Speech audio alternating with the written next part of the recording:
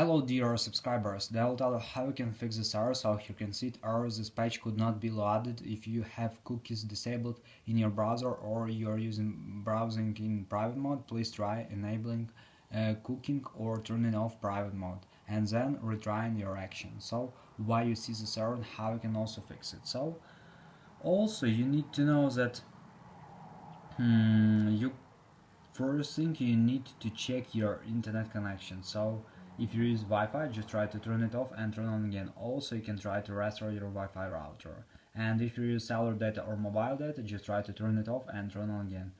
Also you can try to restore your device, so just go to the general, just scroll down, just tap on shutdown, slide to power off, wait a few seconds and just power on your phone again. So just simple restore your phone.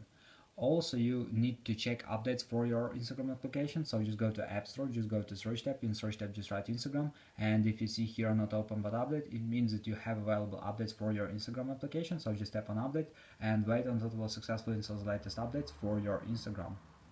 So thanks for watching, have a nice day, subscribe to my channel, click like, and goodbye.